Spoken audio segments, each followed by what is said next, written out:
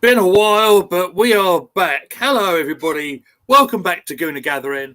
I am Gooner Lee Meads, Lee Meadows. Today, joined by my fellow Essex boy, I'm joined by Shane. Hello, mate. How are you today? Hello, all good, all good. Jolly good. So Thanks for we are having me here on. today. No, it's always a pleasure. It's the second appearance on the channel for Shane. He is a Liverpool fan, so be nice to him. But we can't. We're all on the same side today because we're going to be watching England versus Iceland. Going to be slightly different in the format today because we won't necessarily be calling play by play with it because there's probably bigger things to talk about. But we'll see how the conversation takes us. Just how's your day been? First of all, Shane, get yourself all comfortable. What you been up to? Hot for one. Yeah, I feel you, mate. And just just getting on with things, but yeah, mainly hot. Yeah, we're about 20 miles down the road from you, and it is like an oven here in sunny Chelmsford. I'll give a shout out to Luke Chapman, who left a little message for us, our resident Northampton Town fan, in the chat, saying for all of us at Gooner Gathering to pre-order our Northampton away kit for 24-25 season. Yes, I'll be right on that, mate. No problem. Yeah, I'm just getting onto the website right now. Good man, absolutely. Right, so what we'll do, I think, first and foremost, as we do have a match against Iceland to play, I will pop up the graphic that I just showed you as we went on before we went on air, so we can see all the viewers, and there's lots of people jumping in, by the way, so that's nice to see. You all can see the lineup here, so I'll go through that the best I can. We have to tolerate watching our own Aaron Ramsdale in goal. Carl Walker, Kieran Trippier, Declan Rice, John Stones, Gay from Crystal Palace, Palmer, Manu, Man United, of course, Harry Kane, Phil Foden, and Anthony Gordon are starting 11. I won't go into the substitutes because there's too many of them. But to say that Trafford and the Liverpool defender, you'll know who this is, the one that wasn't picked. But he's the chap is on the bench today as well. So, firstly, what do you make of the starting 11 for today, mate? I had a feeling it would be a different lineup from the one that we recently had. To be honest, he kind of put himself into a corner with the fact that he playing Gahey. I think Gahey might be the only left-sided centre back we have, so I still don't understand why he didn't take Branthwaite, and that's coming from a Liverpool fan. I don't get it. I really don't get it. He did what he did. Be good to see Gordon get some minutes. Palmer looked quite exciting and threatening in the previous game, so good to get him some more game time. Maybe he might get another goal, do his confidence some good. Foden's always exciting to watch as well. Yeah, it's kind of what I expected. I suppose I kind of expected him to play Trent and Rice, because I have a feeling that's going to be our two in central midfield for the first game. That's what I believe it will be. So maybe he might bring him on at half time or something like that. Okay. Well, I'm pretty sure there will be half-time substitutions. That's probably for sure. Want to make sure I keep up with the chat as we go through as well. I'll keep the graphic up for a minute. Emerson Cozier is in the chat. Big up to you. Thank you for your message. I got that a little while ago. Big up to Josh Benfeld, who says up the Spurs. So, fair play. Great to see you in the chat. Thank you very much for joining us. Josh is here. True Gooner. Good evening. Hello, mate. Great to see you there. Emerson also says, it's a solid lineup, and it's good that Saka's protected as he's carrying a groin injury. Yes, I had noticed that Saka's been named amongst the substitutes.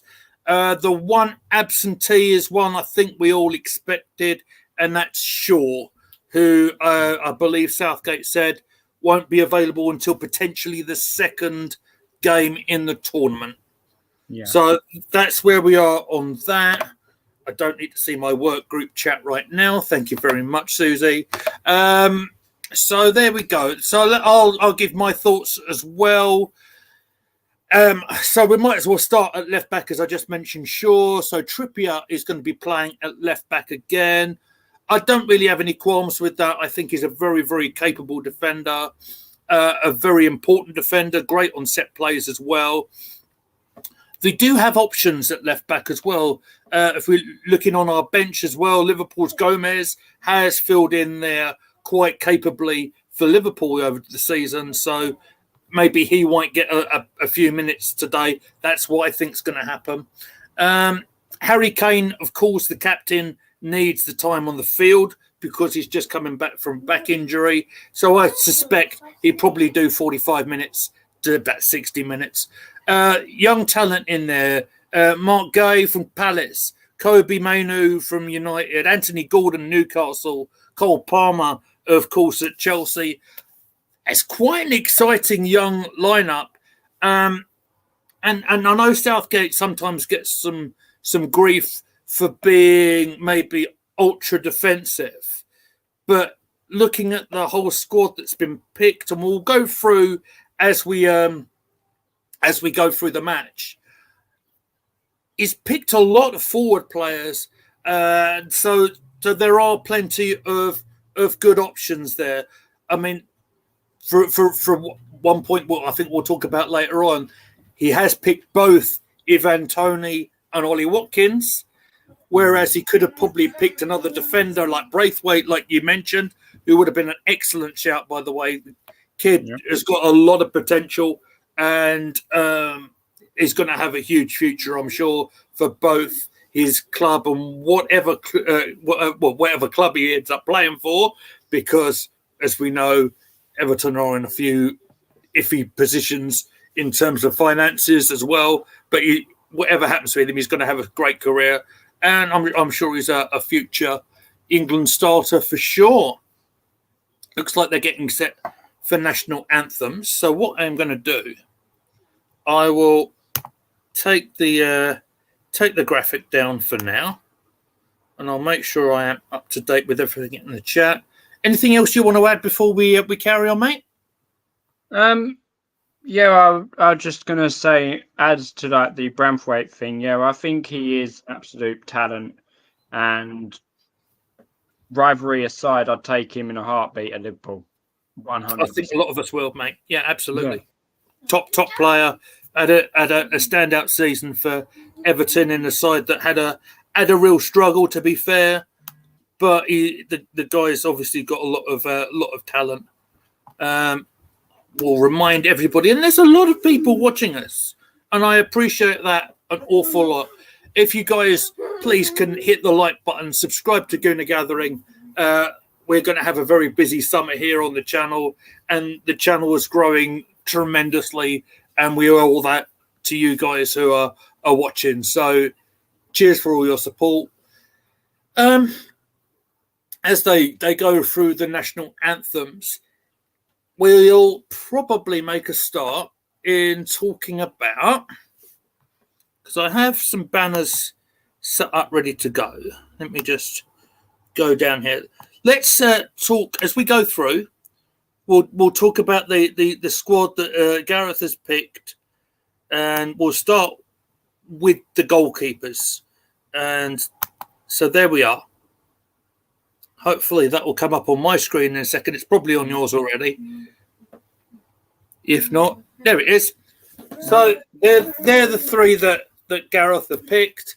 Henderson, Pickford probably the undisputed number one, and Aaron Ramsdale, who has spent most of this season either sitting on the bench or making a hash of back passes. So what are your thoughts on the three goalkeepers? I say with a smile on my face. Your thoughts on the three goalkeepers that have been picked, and would you have done anything differently there? Yeah, I would have. I would have actually taken Trafford because he's okay. Yes, he was at Burnley, who got relegated, but Yep. he was a standout player for them when he was playing. I know he did get replaced, I think, later towards the season, if memory serves. He did. But he also has international pedigree. Don't forget that he was the goalkeeper, and he was the goalkeeper that did not let a single goal in for the under-21s when we actually won. So Yeah. I would have actually taken that with us. Ahead of Ramsdale. Yeah, ahead of Ramsdale. There's nothing against Ramsdale because I think on his day, he has proven to be a solid keeper. I don't know if it's a confidence issue. The kind of confidence started to drop when you got Raya. I don't know if that was it. I agree. You have to admit, the season before, he kept you in games quite a lot. Oh, he did. Absolutely, he did. The game against Liverpool comes into my mind at Anfield, where we could have very easily gone from being a couple of goals up. We could have very easily lost the game if it wasn't for Ramsdale. You're absolutely right. And look, I've got a lot of love for Ramsdale. Really, obviously, the only issue I've really had is that it seemed that every time that we hit a back pass towards him this season as well, in the few games that you played, it just seemed to all go. I don't know if it's a mental block or whatever it is, but it just didn't go well. There was silly little incidents, and I know it happened to David Raya as well against Spurs before. Our Spurs fan in the chat says that, but look. It felt to me that Raya was always the safer pair of hands. I do hope for Aaron Ramsdale's career that he gets himself a move. Where there is some talk, and I've seen it on X this evening, that because of he's got a 3 years left on his contract, it might be a potential problem in him with the transfer fee. So that there's some talk of him going out on loan. Some confidence back. Well, that's what he needs, isn't it? He needs to get some game time. It's the reason why he's playing here today, I think, because he needs to get game time. I do think he's probably ahead of Henderson in terms of talent.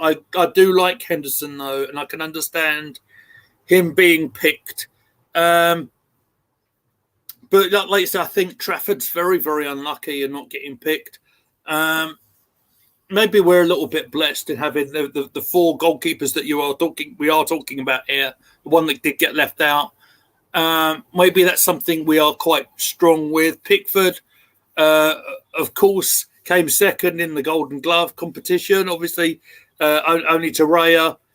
We're about to kick off, by the way. Hopefully, we should be more or less synced up as I think Foden, no, was it Palmer? Palmer started off. Palmer's about to kick off. Yeah, to Ramsdale, header on. And it's just going to be slightly difficult when recognising the numbers, isn't it? Well, we'll get used to that as we go on. But so that's the story with the goalkeepers anyway. So what I will do. Have you got anything else to add on the goalkeepers, or shall we move on a little bit?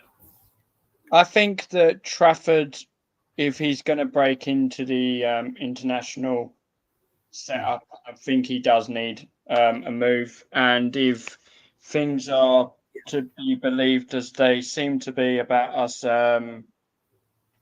selling Kelleher, which I get from Kelleher's point of view, but I'd actually keep him. I think nothing against Alisson. He's done an absolute job for us. He's even scored a goal for us when, against West Brom, where it showed basically the entire team how to score a goal because no one else could score that game. Slightly worrying incident right in play right now with John Stones going down. Yeah, I did see that. I think he's up and I think he's okay. It was an ankle injury that he was holding on to, but he's up and walking around. So we'll keep an eye on it. He's walking slightly gingerly at the moment, but I'll just keep up. Like an RKO out of nowhere. Absolutely, he did. Yeah, I love the fact you're doing the wrestling references without being prompted. You're a top man. I don't know if you're aware of this, my friend. You got a mention on our award show the other day. Yeah, I saw it. Thank you for that. It's an absolute pleasure. And I think you popped Posh Bertie something proper on that one.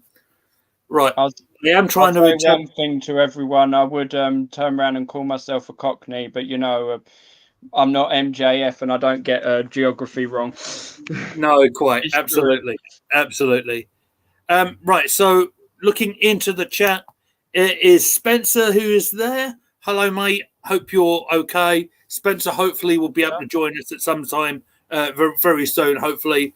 James Trafford, high potential. Let's not forget, of course, if there was a shot that kind of got deflected out of the way. Let's go to the play for a minute because Declan Rice is on the ball. Playing it to Stones, who is walking around much better now, thank God. But it's gone back to the halfway. So we'll go back to the chat for a moment. Let's not forget with Trafford that in the tournament that we're referring to when England won the underage tournament, Foden with a cross in, it's cleared. That Trafford saved a penalty in that final as well. I think so. Against Jones scored with his back. I still remember that. Absolutely. So there is for sure a strong argument for Trafford, and AFC always is here as well. Good evening, mate. Goodness me, we are getting some good ratings here, Shane. It's I think you're a draw, my friend. I think the people like you. So that's what it's all about.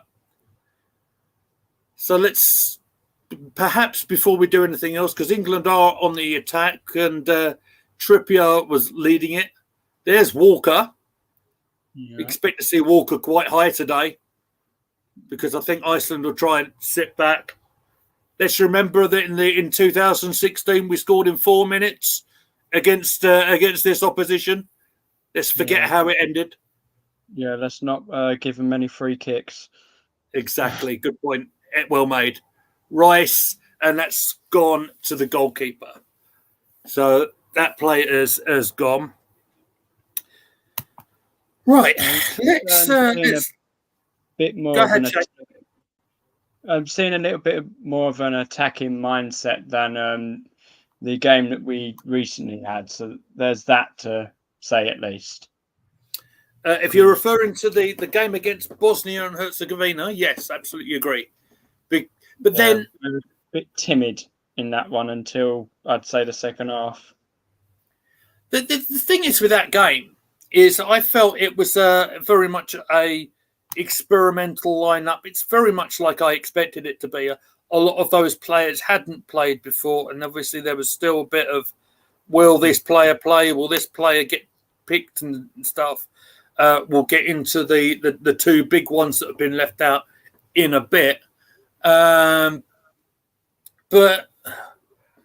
the important thing was getting through the game without any injuries and a positive result, I think. I mean, there were positives coming out of that game. Palmer scoring his first England goal, for example, and from the penalty spot. Nothing wrong with having a penalty specialist, especially in tournament football. Harry Kane scoring one of the most scruffiest goals internationally that you'll ever see. But it doesn't matter. It doesn't matter because he played 30 minutes on a comeback game, and Kane doing what he does best, and putting in the ball in the net. I don't think there was an awful lot of negatives in the game, to be honest, because the players got through the game unscathed. I'd say Eze was a standout as well in that game. Absolutely, he was. let's go to the player at the moment, because Trippier, very advanced again at left back, finding Rice. Got to work out the numbers here. But the ball back to Trippier was a little bit too much, and it's gone to a throw-up. Right. It appears to me that one of our biggest supporters, and I hope you're doing very well, AFC always. I hope you're much better than when we spoke to you last. Doesn't it appear like he's a big fan of Gareth Southgate? Because he says in the chat, South Clown has got to get the defensively and offensive spot on for the Euros tournament. Yes, I think he does. I think that's a key to any success in any team, isn't it? Getting the balance between a solid defence and a solid attack. I mean, we can't argue with the attacking options that we put, because he's picked up absolutely every single one of them. I don't think there's we could talk about the players that have been left out if you want, very briefly. Rashford and, of course, Sterling, the two that are the major ones that have been left out in terms of attacking players. But then, do their form and their game time, would they have justified a place in this squad? I don't think they would have, and that's coming from someone who has quite a lot of respect for what Rashford has done on an international basis. I just think that the injuries he had this season, I just think it would have been a losing battle. I'm shocked, to be completely honest with you, that Shaw has made it in, because I didn't think he was going to. That was one person I actually had nailed on to not go. Yeah. Well, Trippier was going to be basically 100% our only left back going, or maybe somebody else might have got in, I don't know. But yeah, that one completely came out of left field for me. The one that surprised me a bit as well was Grealish, because even if he isn't at 100%, players like Grealish are types of players that can change a game. And we saw that at the World Cup. We saw basically Grealish finally got a chance against Germany, and he basically did change the game. So, you give big players like Grealish a chance, and he will deliver. So that one did surprise me. Foden's corner goes straight to the goalkeeper's hands here, keeping up with the play. Carry on, Shane.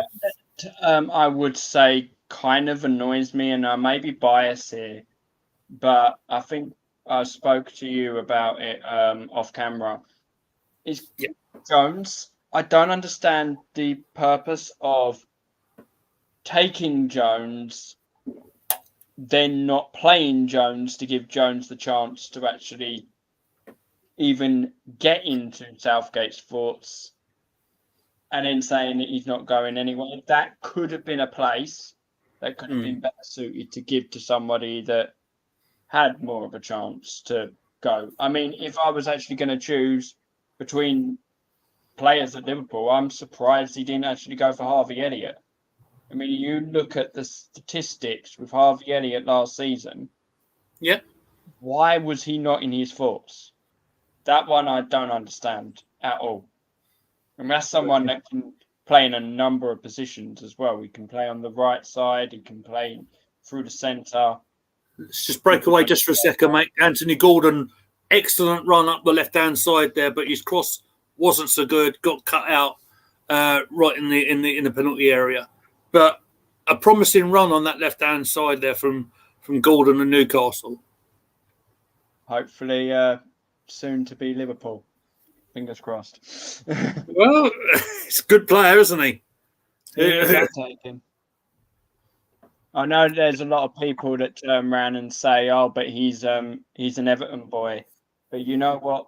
The actual history goes against that, because he actually started with Liverpool. He was in Liverpool academy up until the age of 11, and then was released, just similar to how Rooney was released at a young age, not seen to be good enough, and then Everton picked him up. So Look what happened there. He jumped into the side at 16 and then mhm. made his big your boys. hurrah against our own Arsenal side, or my own Arsenal side, and put that ball past David Seaman from quite a long way out. I remember that real. Just to say, I want to make sure I acknowledge AFC always and say I'm so pleased to hear you're out of hospital, mate. It's been quite poorly over the last little bit, but great to hear you're out and you're back at home, mate. That's wonderful news. Speedy recovery, mate. Yeah, absolutely well put. Iceland on the attack here, and they've had a shot and they've scored. Oh my God, really? Ferguson, Ramsdale's been beaten. 12 minutes gone, and Wembley is stunned. Not exactly the preparation we've been wanting.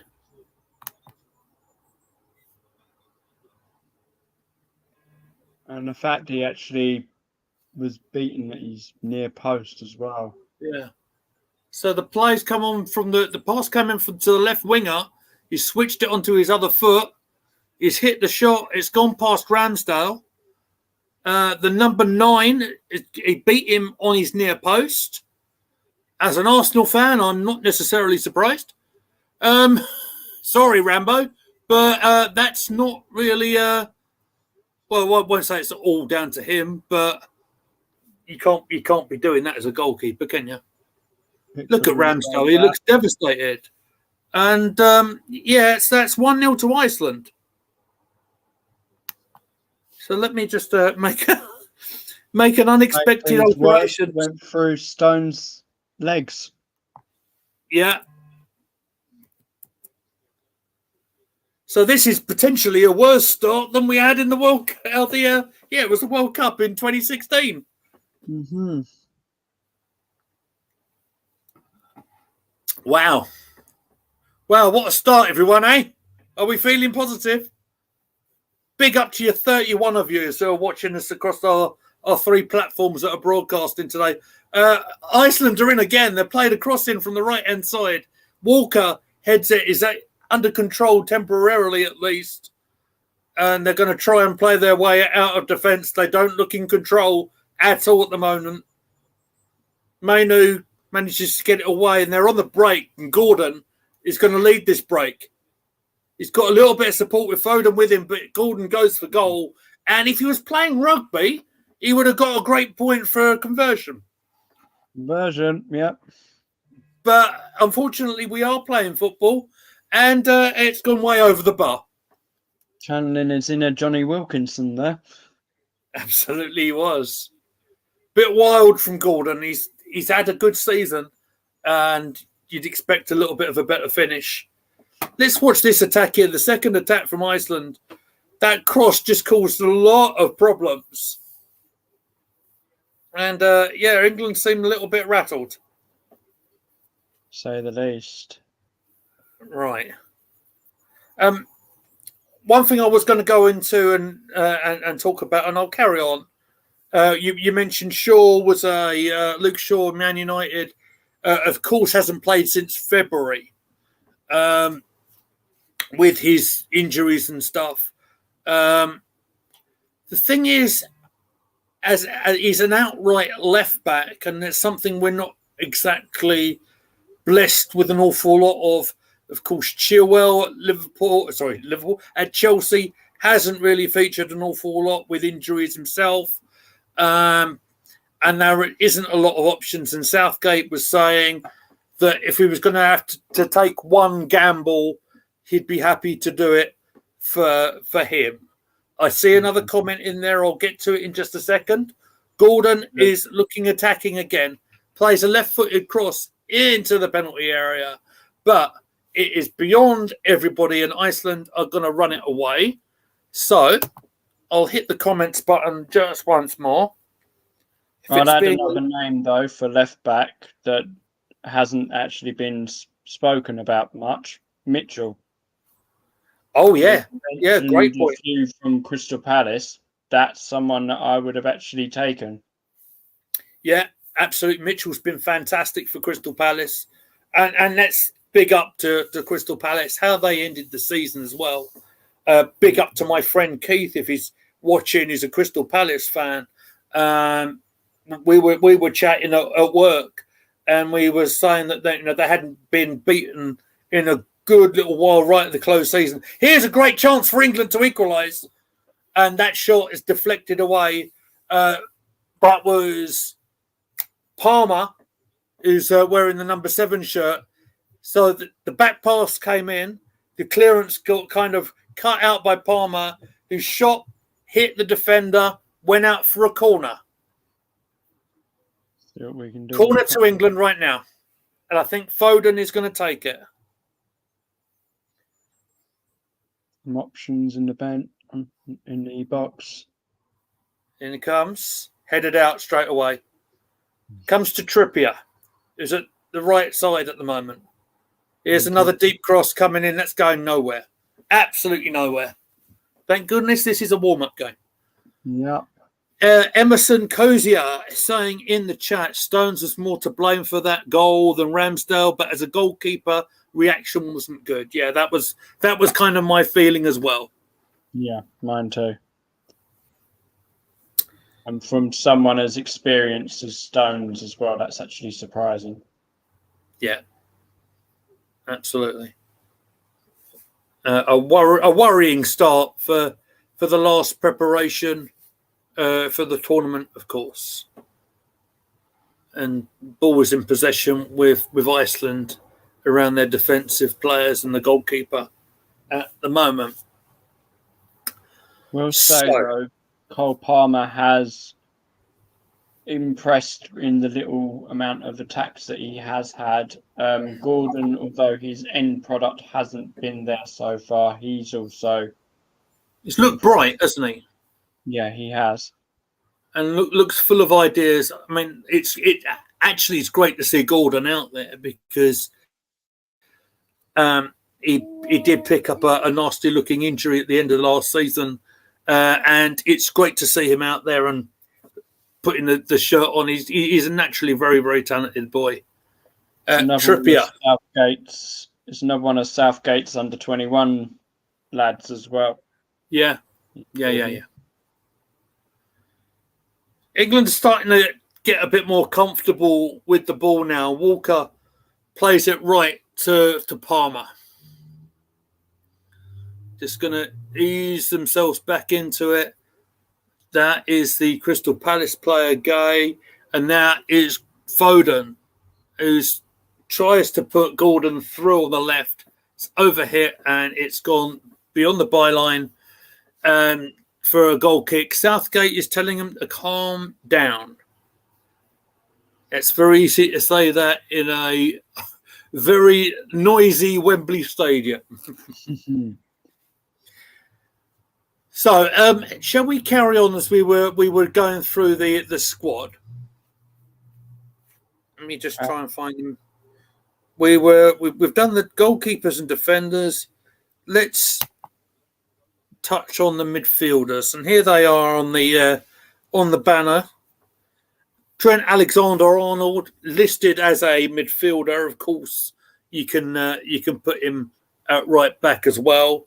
Bellingham, Gallagher, Mainu, Rice, and Adam Wharton, who's the young lad. I've had to do my research on this lad, to be honest with you. So he was at Blackburn and made the move in January. A backup central defensive midfield player. You would think he's there to be there if Rice picks up an injury. Talking of Rice, is involved in the move that's going on right now. There's Gordon. He's got options left and right. Trippier is wide left, but no, they've played a 1-2 with Mainu. Gordon again, Trippier. Problem is he hasn't got a left foot. Mainu plays the ball in. There's a shot for Foden. It's easy for the goalkeeper. This is on target. Shot on target. And before we talk about the midfielders and everything, I would like to welcome back to Gooner Gathering for the first time in a little while. Hello, Spencer. adding you to the stage right now, my man. How you doing? How you been, mate? You all right? Yeah, not too bad. Sorry I was late. I had a work call that ended up going longer than my scheduled work time, but that happens. It's not a problem at all, my friend. This is all a nice, relaxed kind of stream. We're about 20 odd minutes into the England-Iceland game. It's 1-0 to Iceland, and things aren't looking so rosy at the minute. How's things been with you, my mate? I haven't seen you in a little while. Have you been all right? Yeah, I've been doing okay. Works. We went through a little transition of work where we weren't allowed to work from home, so the time to really hop on with people that do the streaming over in England was just kind of out of the question, if that makes sense. So now we're back at home and doing stuff with DWTT. Yep. I know you know Gary and everything, and it's just been busy, so it's really hard to. I don't even do stuff for my own channel. It's just really help out other people at this point, which is fine. So no worries. Rice over hits a ball to the skipper Harry Kane. Goal kick to Iceland. So, what I will ask you, Spencer, me and I don't know if I don't think you've met Shane before. Shane, Spencer, Shane. Shane is a Liverpool fan. He's been on our channel once before, and but we're in the same hat today because we're England fans. As someone a little bit neutral from the States, we kind of gone through the goalkeepers and the defenders. Is there any surprise that I know you mentioned in the chat about Trafford? Anything you want to add on the goalkeepers or defenders? So it was Henderson. It was Henderson. Ramsdale. If you look at the banner, I'm going to put the goalkeepers in right now. There you go. Right. So is Pope still injured? Yeah, he's been injured for a long time now. So that's probably your best three then. Outside of that, I probably would have maybe argued for Pope. Yeah, I think that's fair. I think a lot of Newcastle fans will be missing Pope as well, to be honest with you. I completely forgot about Pope, to be honest. Yeah, perhaps. That's the thing. He's been sidelined for such a long time. You do kind of forget about him. But I mean, you said Trafford was a good option. I think Trafford's got unlimited potential. It might be interesting to see what happens in the summer with him, because if he wants to keep a career in the top flight, does he need to? Well, will he try and go through it with Burnley and try and get back up after the relegation, or does he move on? I would imagine he probably moves on, but it depends on to where, right? That becomes the question. And to me, looking at the championship right now, Leeds look like a favorite to come back up. Burnley potentially a favorite to come back up, and probably you could argue a wild card after that. But with Company moving on, who's going to be the manager for Burnley? So this is at that crossroads where if you don't get re-promoted, it could look worse. But he's a young goalkeeper, and they don't really hit that prime until 26, 27, 28 anyway. So he's got time. So you force a move, and does it end up being poor? But look at Ramsdale. He had two relegations. It was at Bournemouth and Sheffield, and he ended up getting a top 6 position and probably is going to be the prime goalkeeper target in the summer like you said earlier, potentially a loan or a transfer. Yeah, I mean, it would depend on the move, and because it can go either way, right? I mean, the footballer's career is not that long, so you got to take the chances when you could get it. So it would depend on the move, but where would you guys presume that he would potentially get a move to? I know you mentioned earlier Liverpool, but that would be to back up Alisson at this point, right? Well, but probably. I mean, from what I'm hearing, basically Alisson was having he was being looked at from Saudi. I don't know what ended up happening about that after that. I think he's staying. I think it's sad, really, when it comes to Kelleher, because at any other team, I feel Kelleher would be number one. He's that good, and he has shown he is that good when he has played for us. I mean, you think about it, he was actually the reason why we were doing so well while Allison was injured. Allison came back from injury because he was rusty, and that's when our form dipped again. So, yeah, I'd say Liverpool is probably a very likely destination because I have heard we are looking at him. Other than that, I don't know. Maybe someone mid-table to like possibly lower Premier League, but then there's also the chance that someone at the top as well, like a Newcastle or. I think that's a good shout. I think Newcastle's a good shout because with not knowing Pope's situation with his injury and knowing that, oh goodness me, you're going to have to help me on the. They have released a goalkeeper who used to play for Liverpool. Oh, Karius. There is a vacancy there, so perhaps there's somewhere, I don't. Dubravka's future at Newcastle will be up for debate because he spent a loan spell at Man United, of course. That just triggered my Champions League final PTSD hearing that name. Sorry, mate. I didn't mean to.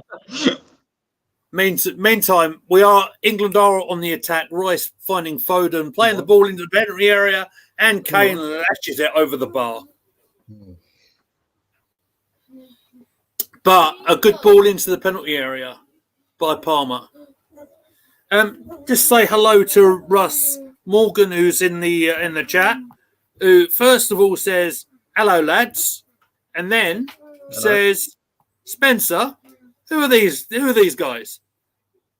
So that actually is an inside joke from the Full Nelson Pod where we did the WrestleMania watch along, and the two Philadelphia Eagle players came out. And Russ and Stan did not know who those two gentlemen were, but the two Americans did. So it turned into this "Who are those guys?" constant. Yeah, because the streams were off. So like Stan was a minute behind, so he kept asking the question. Nightmare. Yeah, it was fun though. So that is our calling card when we see each other. Who are those guys? Love that. It's great to have Russ back with us as well. A big up to 33 of you who are taking the trouble in your day to watching us talk about the game today, despite it being only a warm-up friendly. This is quite fun. I'm quite enjoying how this is going. Apart from the fact that we're one goal behind.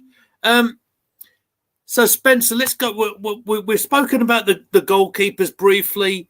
There's the defenders. Do you have any further thoughts on the defenders before we go into what we were talking about the midfielders? So, floor's yours for a minute, mate.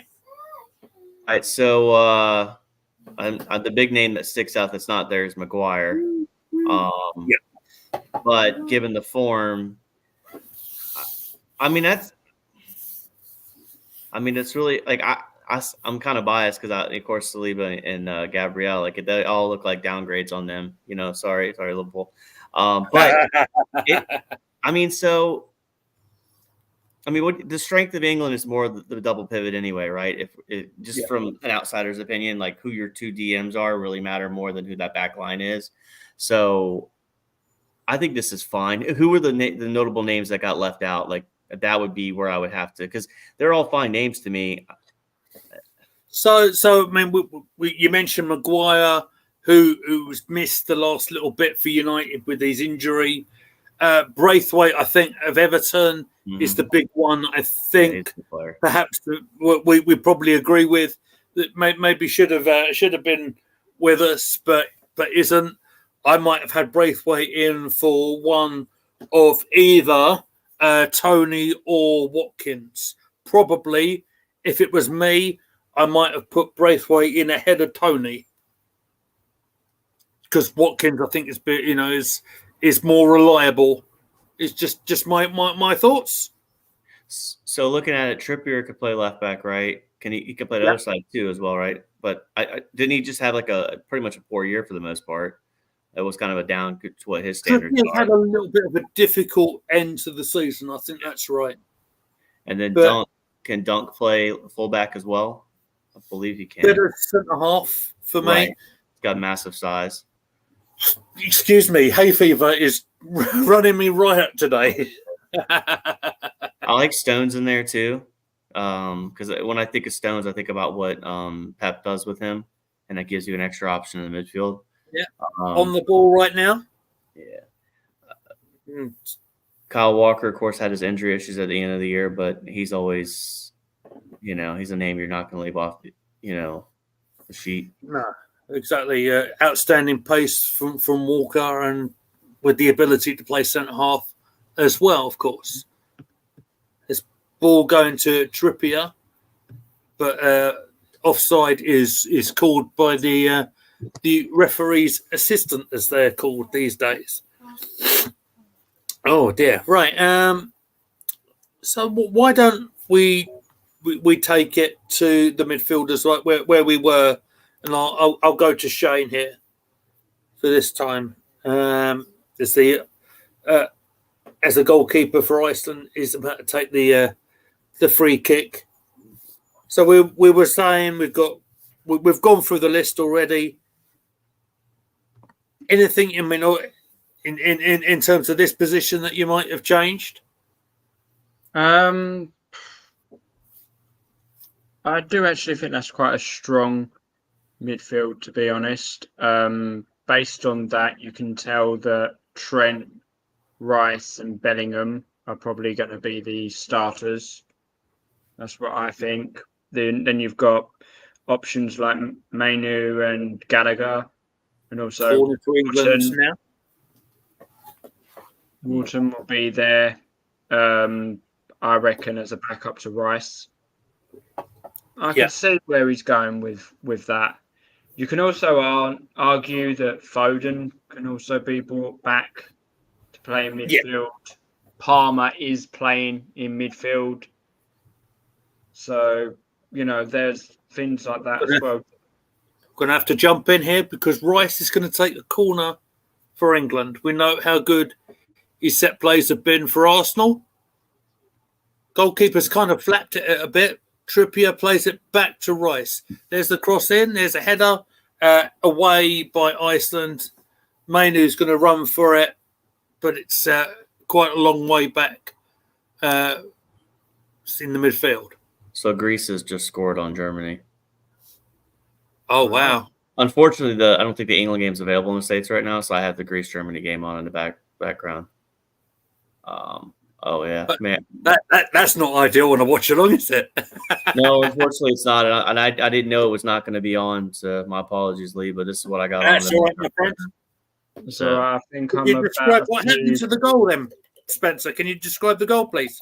Well, it was just a turnover by Germany. And Manuel Neuer ended up being a shot on target from Greece that Manuel Neuer just mishandles, comes off his chest into his face. He dove for it, and Greece just tapped it in. But it all comes off a turnover playing from out the back.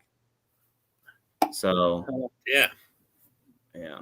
So, bad times for both England and the host of the tournament, Germany, at the moment. Both are 1-0 down. Trippier now for England. It's linking up with Mainu. There's Rice, who's clipping it into penalty area. Can we get anything from this? It's gone to the wide right. That's Walker. Rice. Looking for a little bit of help.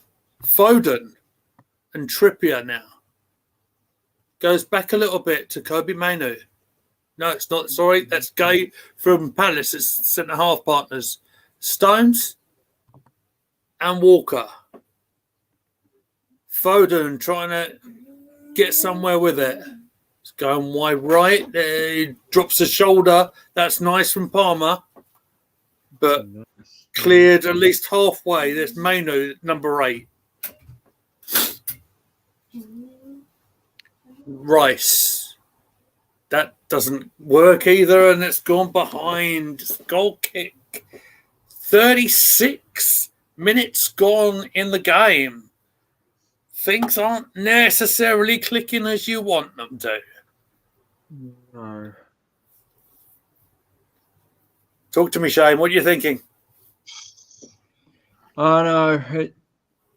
I'm seeing them try more things in this game, but I still don't see that killer instinct.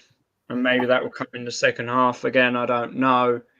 But if this is what we're doing in preparation games, it doesn't bode well for the Euros.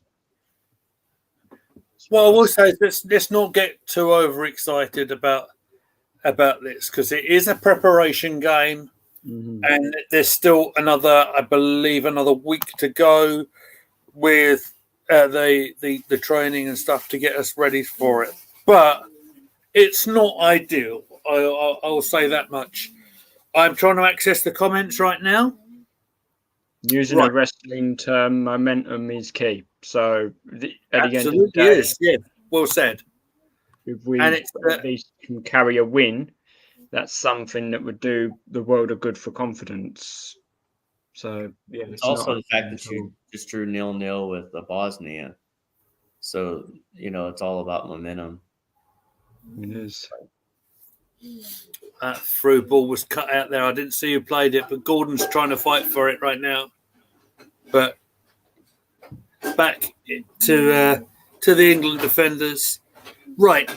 AFC Always is asking, would you play Palmer down the middle and Saka on the right? Yeah. If Saka's fit, yes. The fact that Saka isn't playing our last warm-up game, he's named on the bench. It would be very interesting to see if he features this evening in the second half, perhaps. But as an Arsenal fan, I'd play Saka, but then I'm biased, and I'll openly admit that. Yeah. If it was Bertie on the stream, he'd probably be saying, "No, maybe Palmer's been more consistent." Saka on the international stage, though, has more consistent. I agree with that. And Palmer, of course, is a little bit. He's only just sort of breaking through, isn't he? Mm-hmm. He impressed me the other night, did Palmer, against Bosnia and Herzegovina. One thing I don't understand, though, is I don't understand Southgate's insistence on playing Foden on the wing. I feel like he would actually make so much more impact going straight through the middle. And I've always thought that with him. He always plays Foden on the wing. It's a case of trying to fit people into a position, isn't it? And maybe with Bellingham, probably the most likely one to play in that position. It's kind of difficult. That's a good ball in from Gordon again. Kind of gets half cleared. The only thing that's going to happen is going to come from him, I reckon. Yeah. Yeah, decision goes against England that time, and it's a throw on to Iceland. But it's a case of there's lots of talented players. It's a case of trying to fit them in somewhere, isn't it? Yeah. Spencer, I'm very interested to know if you're watching the Germany game. How's Kai Havertz playing? If he's playing indeed up front for Germany, because I understand that the German coach has been saying that he's going to be his first choice attacker. Let's see if he's on the pitch right now. Because, like I said, I was looking for the England game, so I just kind of turned this on. So he's playing up front for them. Just missed potentially a header, but it was nothing that he could have potentially got.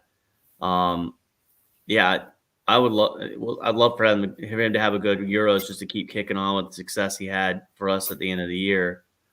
But I was having a thought, not to go back to England, but I'm looking at the lineup, so who you guys have brought and who was sent home, like Grealish, for example. I just wonder, do you feel like Crystal Palace got a little bit of, and I'm talking about the Wharton player and, of course, Gaya. Do you think Crystal Palace got a little nod from their form at the end of the year and the fact that Grealish really didn't play for City as much as critical role do you think that play? I mean, where's there, if this goes wrong for England, where does Southgate have to answer tough questions for leaving Maguire and Grealish at home for potentially unproven assets, if that makes sense? Well, with Maguire, yeah, go ahead. he's always been a very firm defender of Maguire, hasn't he, as Southgate? Mm-hmm. Had he been available, I'm sure he would have picked him. So that's an injury one so a physical issue has ruled him out. I think with Grealish, like you mentioned, the lack of game time has cost him, unfortunately. It's a bit of a fall from grace, really, from the guy that was the star man at Aston Villa to and getting a £100 million transfer, and was often on the bench rather than having that starting place, and he very much replaced by Foden. But it's something that, it's a luxury. I think we wish we had at Arsenal, to be honest. In if you've got two so talented players like Foden and Grealish, you're playing one or t'other.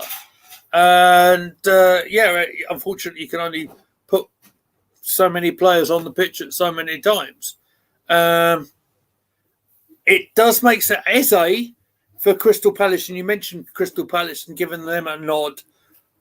And that's probably to the centre half Gay and to Eze and even the goalkeeper and anyone else and Wharton. Sorry, Gordon has just won a corner for England. 43 minutes gone. I think he's kind of gone for the guys that have been very much in form, or he's tried to as best as he can.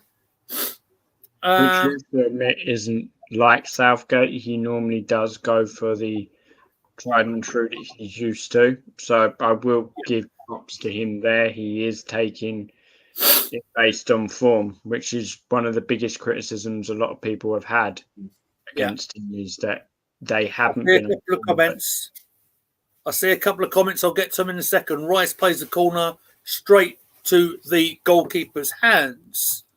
So I will get to the comment section. So Germany scored an offside goal. It was Havertz that scored it, but he was offside. So it's 1-0 still Germany. Yeah, Greece. Sorry. Okay. Thank you very much for that, mate. Greece in their Euro 2000 win. I remember that too well. Okay. I think Cristiano Ronaldo does as well. Yeah, I agree. Southgate included. So AFC always saying Southgate needs the experienced backroom staff, like what Terry Venables had with Don Howe and Brian Robson in 1996. Of course, when football came home, there's a shot from Iceland, gets deflected, and that's a corner to Iceland.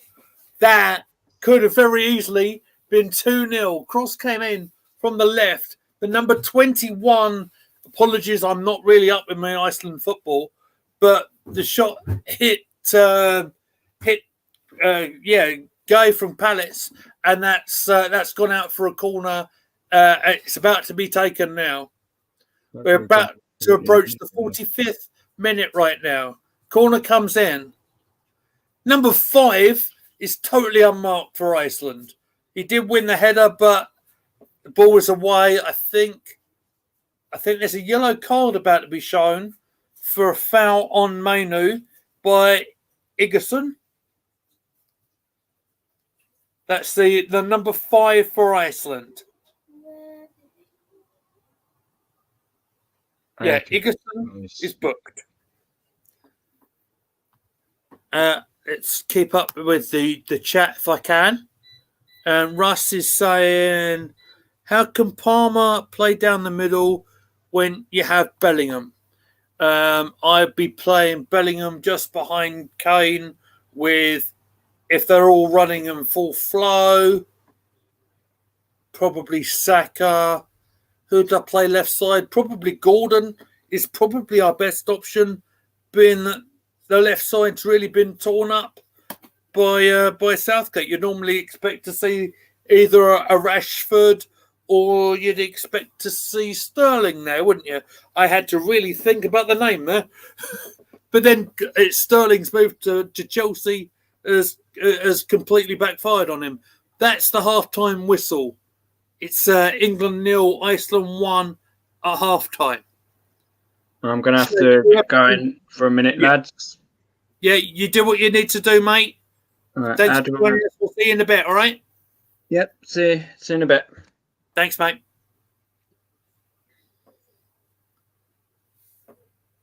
Just turn your camera off. How do I do that? I'm not used to it. Don't worry. Just rejoin us when you can, mate. I'll remove you from the stage. Just join us on the link. There we go. Right. So what's occurring in the Germany game, mate? Well, Kai Havertz just had another shot from across inside, on the wing, and pretty much kicked it, and it hit the goalkeeper. But they're claiming it was a handball, inadvertent. So he's getting opportunities. Germany's, I think they'll probably get a goal out of this. It was a nice save by the keeper because it's off a deflection, and he just did this volley kick to kick it away. You don't see a kick save that often. As a former keeper, I always love those. Yeah. But yeah, pretty much nothing really. I mean, I just thought these friendly games. I guess when I brought up earlier about the people bringing who we didn't bring in the squad and who we did. Because if you have a young squad, and let's just say what is the benchmark for Southgate? Where does he have to win the Euros or nothing? Or is this kind of one of those like, hey, you make it to the final, and if you lose on penalties again, is it one of those like, well, you know what I mean?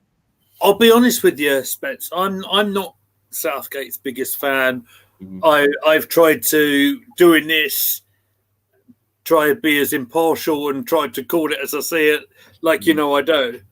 Yeah. But Southgate always, for me, does seem a little bit negative. But saying that, he has picked a whole load of attacking players. He picked all the forward players that he could have done, where some of us might have thought it. And if I just pop, let me just do this here, just behind the scenes. There we go. If I press this button here, you can see all the forward players here that we've picked, and there's so many options there. Let's go through them. Bowen, Eze, Foden, Gordon, Kane, Palmer, Saka, Tony, and Watkins. I mean, some of the finest talent the Premier League has got to offer there.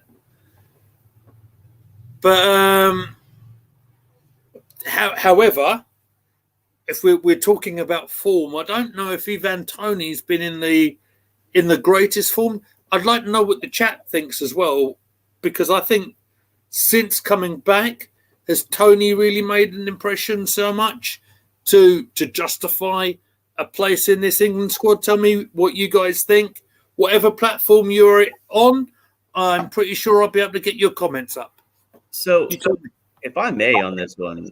Yes, sir. My thought process when I look at your lineup, I just feel that this formation is too negative. So I know 4-2-3-1, like it depends. You can have an inverted guy, right? I get that, but I just feel like you should be running a double striker on this team with a back three. You could still do your double pivot right here, but throw another one of these attacking players in there. Yeah, I mean, just the names. Look at the names on those forward lists. Like, there's no reason why. What's up, Tom?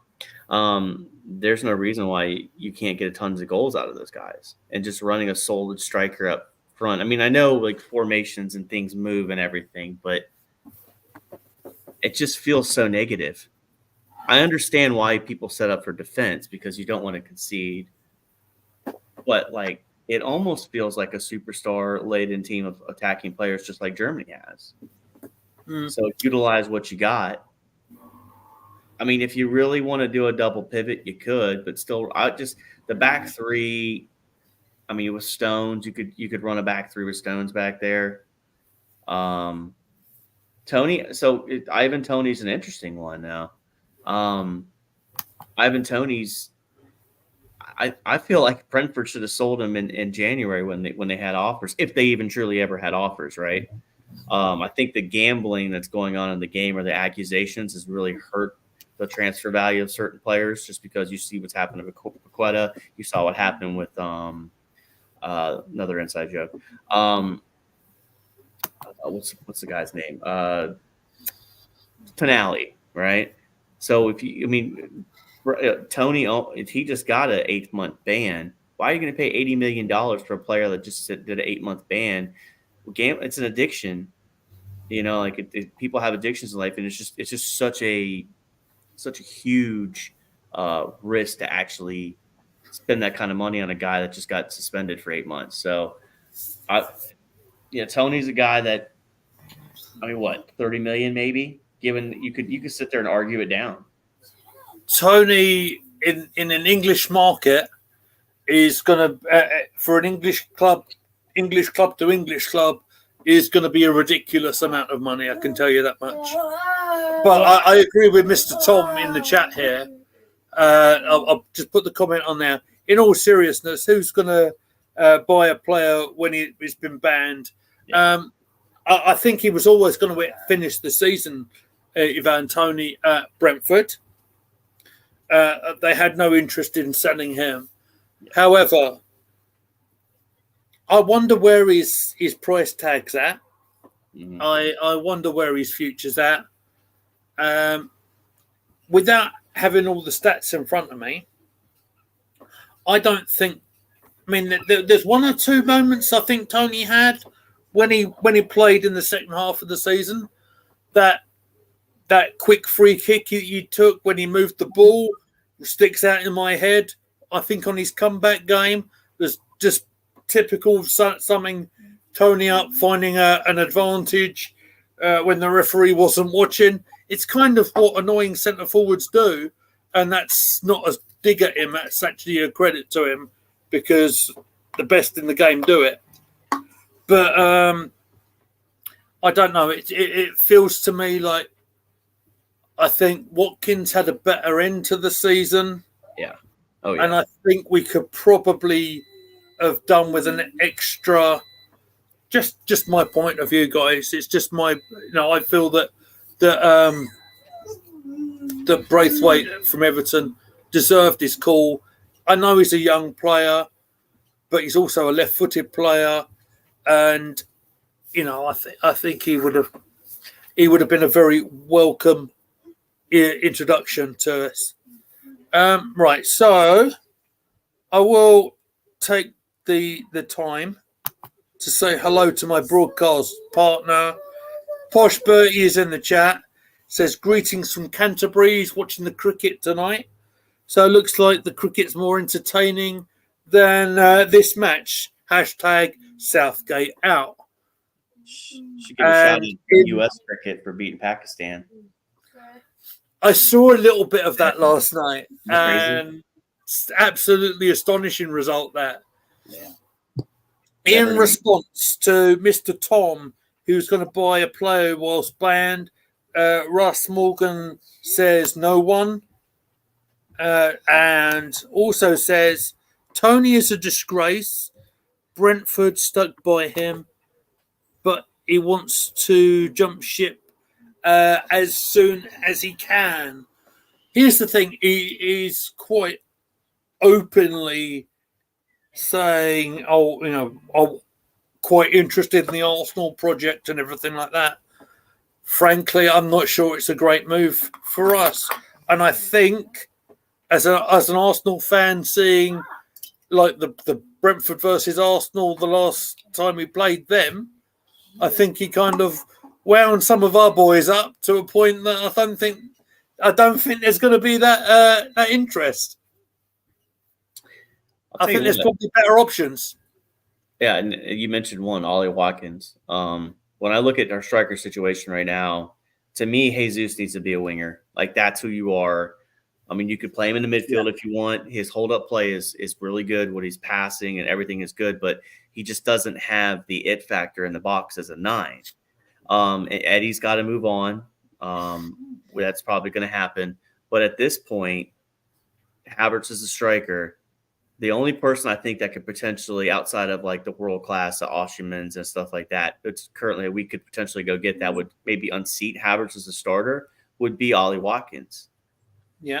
That's one of those ones. Tony, I don't think he would unseat Havertz. I think Tony would be a complementary player, which we need. If you're going to make the 4 cup runs like we've talked in the past, you need those complementary players.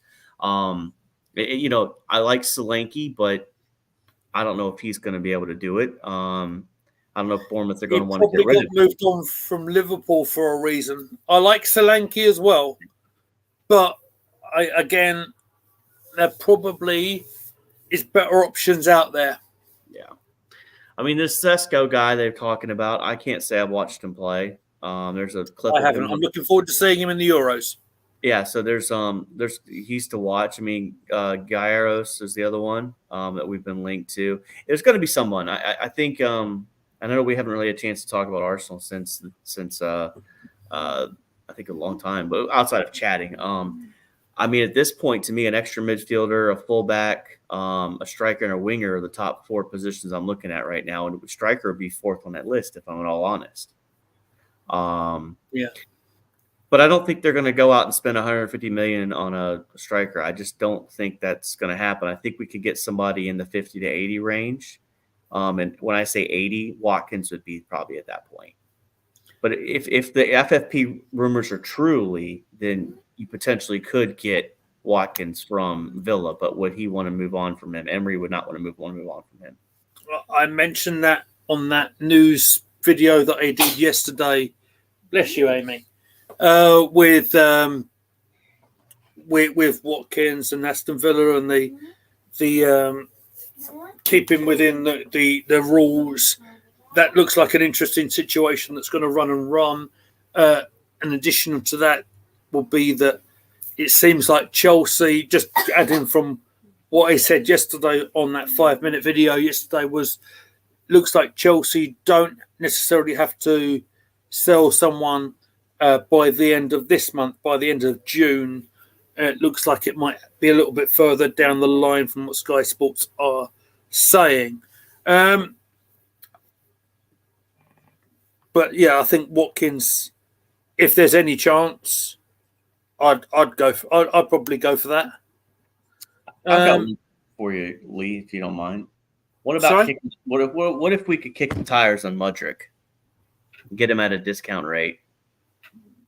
Mudryk.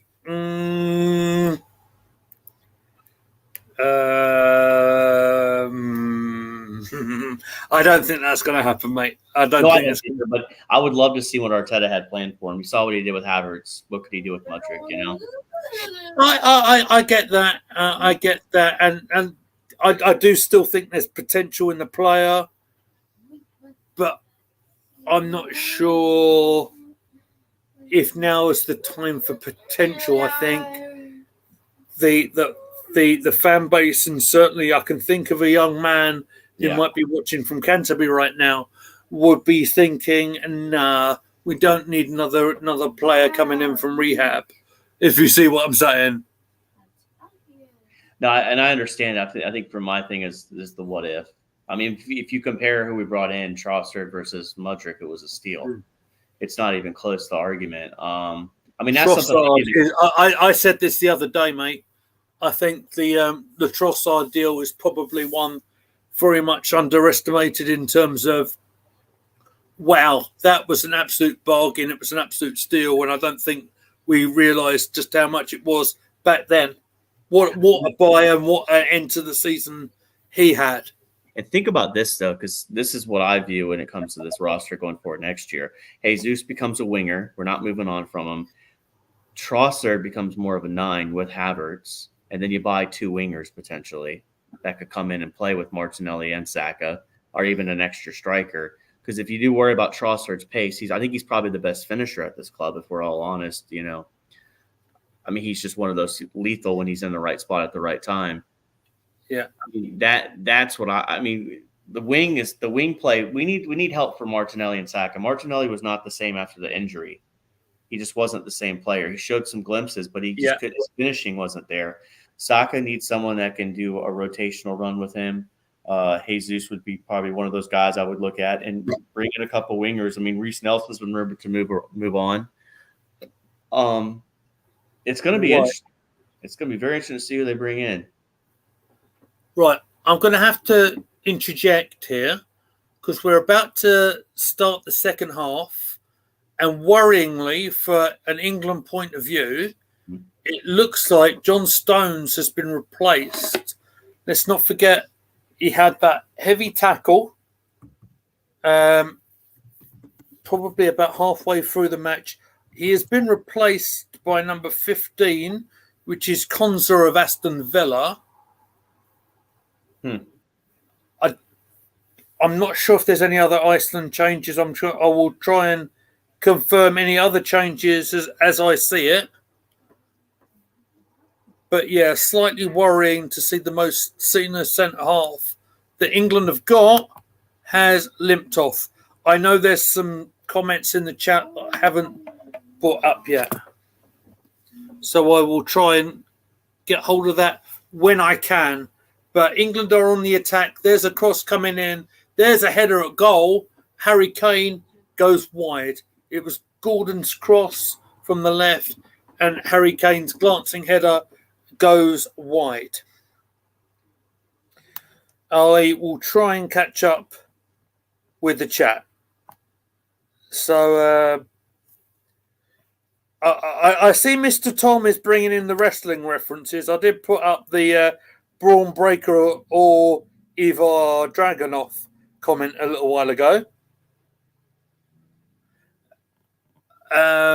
He also says, I'm not a fan of players agitating for moves. Even when it's my own club, they'll do it for you. If they'll do it for you, they'll do it for you. He says. Russ Morgan says Ron Simmons or Farouk was an All-American at Florida State. He was also an incredible athlete and an incredible WCW World Heavyweight Champion. Mr. Tom says he's seen Sesko, but mainly on Football Manager. So Russ says you haven't seen him then. So Mr. Tom responds, so you wouldn't recognise him in a police lineup? Absolutely not. Emerson Cozier, and there's something I'll need to bring up from Emerson in a minute. Sesko will be our second signing after Raya when the £27 million is played to Brentford on the 30th of June. That's very interesting, especially from a name like you, sir, who might have a little bit of clout. So we'll watch that one with great interest. Gordon playing it in. There's a shot come in from Foden that has just gone wide. People are watching the England game. It's 48 minutes gone. Gordon played the cross in. Foden hit the shot. He hit it first time on his left foot. Goalkeeper was diving the right way anyway. However, ball has gone wide. I'll try and catch up with this. It's going very, very crazy. As soon as you're ready, Shane, you give me a thumbs up. I can see you in the back, mate. Right. So Mudryk has had more managers at Chelsea than goals he's scored there, says Russ. Mr. Tom says, has he had more managers than times I've seen Sesko play on Football Manager? Posh Bertie with a cricket reference or update. Kent are on fire, not literally, don't worry. Emerson, do you have a sauce? It'll be barbecue probably. We'll see, eh? We'll see. And in fact, your good self, Spencer, has written in the chat. Ross, don't forget Raya move was an option to buy. I remember us covering that on the channel last summer. And Mr. Tom says, I have a source, trust me, bro. Walker with a cross in, gets intercepted. Rice is trying to recycle the ball. Rice just outside the D, but it's away, and Iceland are going to try and hit us on the break. It's stopped, and Konsa tries to get the ball back for England. Kane with a bit of a spin. I'll bring you in just now, Shane. You're coming in right now. There's Palmer. He's hit side netting.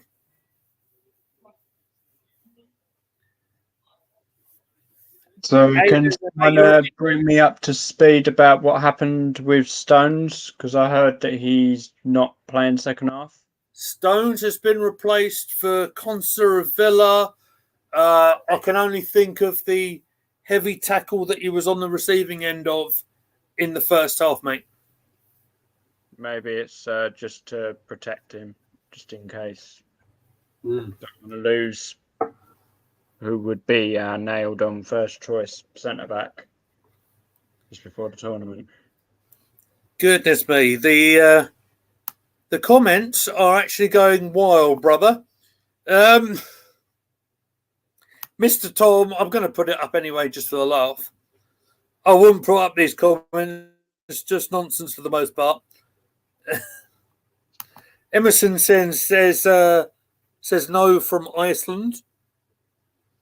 I might have missed something there. I don't know. Russ says, Spencer, don't let facts get in the way of a good story. Bang, bang, bang. Shoot, shoot, shoot.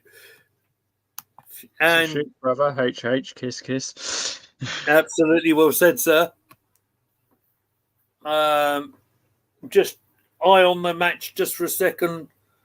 Looks like a goal kick to England there. I know facts and YouTube don't normally mix, says Spencer.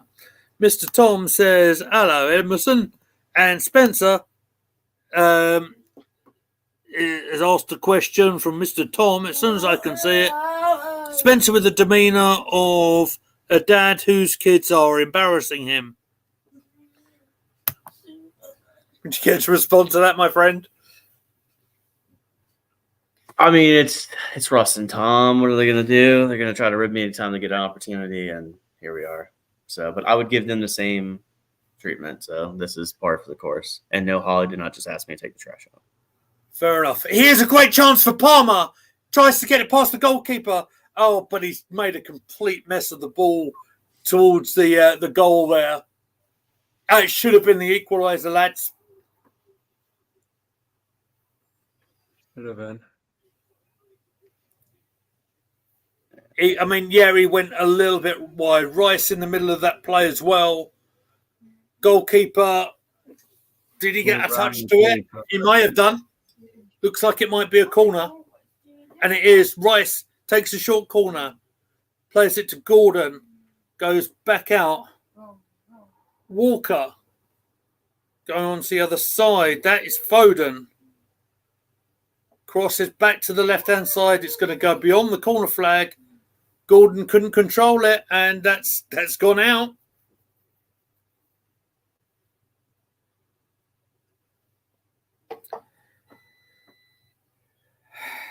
Right.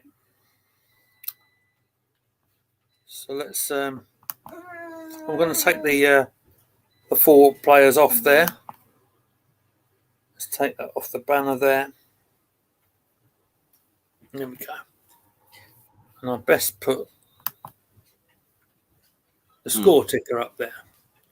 So we are 54 minutes gone. It is still 1-0 to Iceland, which I'd suggest is probably not ideal for Mr. Southgate at this time.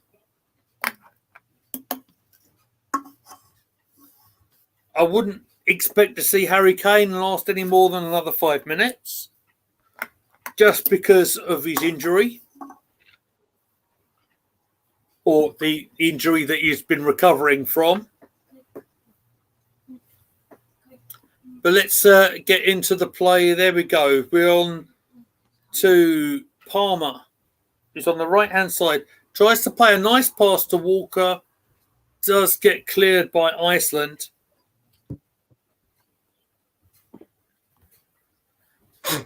And I don't know if it's just me, but I don't think Kane has really done too much in this game. Yeah. Again, probably his first start in a little while.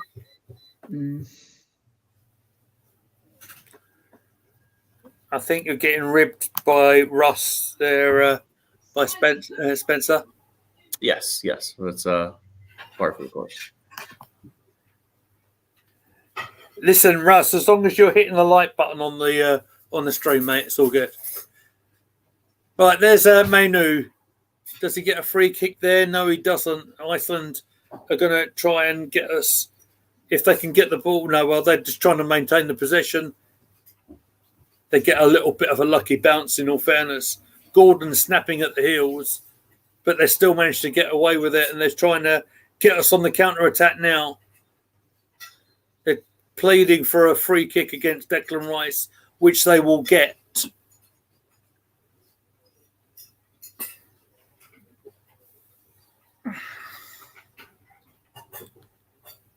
How's the Germany game looking, Spencer?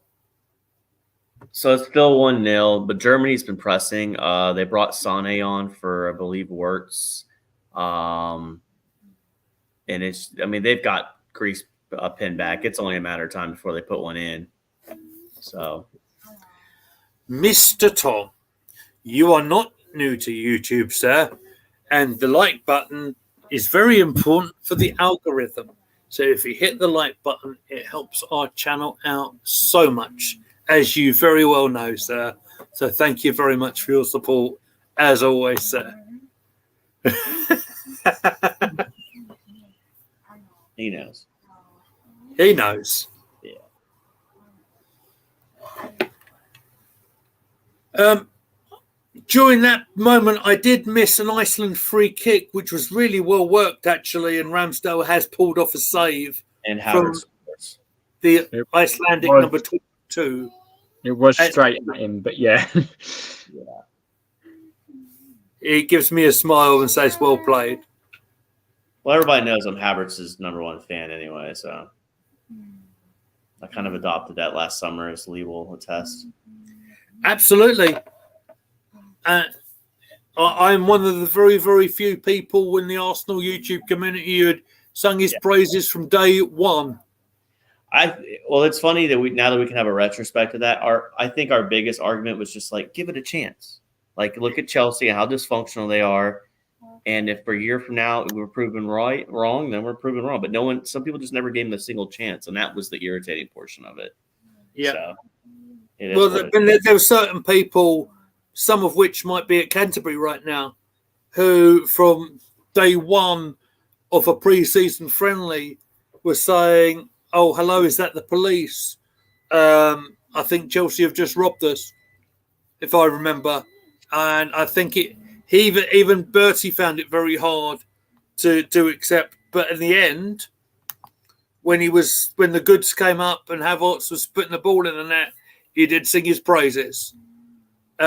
Breaking away for commentary moments, Gordon does play a cross into the penalty area that goes beyond everybody again.